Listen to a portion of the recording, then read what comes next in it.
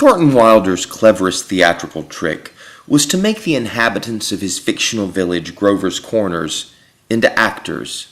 Actors that are perpetually rehearsing a play about our town.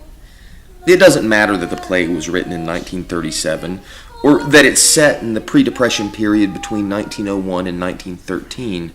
The play's action always happens in the present, whenever and wherever that happens to be. Written by Mr. Thornton Wilder, directed by Miss Kell Christie. In it tonight you will see Mr. Kenan Keplinger, Mr. Barclay Roberts, Miss Anne Marie Caskey, Mr. Chris Hart, Miss Bonnie Corvellis, Miss Emily Chateau, and many others, too numerous to mention. Wilder imagined time not as a river, but as a landscape. And he imagined the theater as the art form best suited for exploring this confusing temporal topography. He also saw it as an art form usually wasted in search of morals and easy life lessons. Morning, Doc. Morning, Joe. You want your paper now? Yes, I'll take it.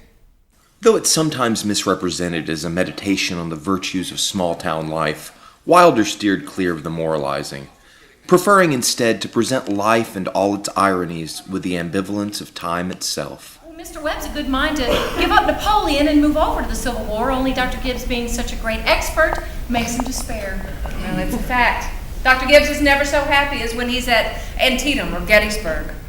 Our Town follows the lives of George Gibbs and Emily Webb and their families, from the couple's childhood to their marriage and even beyond the grave.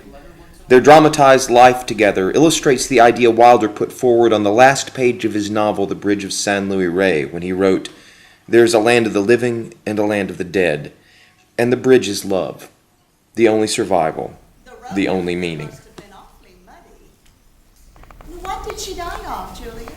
In childbirth. Childbirth. I'd forgotten all about that. Wasn't life awful? Theatre Memphis' production of Our Town is overly somber, but it's also sincere. In life and death, the citizens of Grover's Corners, Our Town, remind us that our time on earth is too short and too confusing to get hung up on fairy stories about the good old days when things were simpler. Because those days, like Grover's Corners itself, never really existed. Well, not anywhere outside our imaginations, anyway.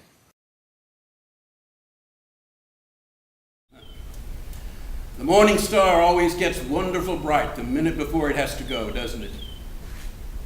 Well,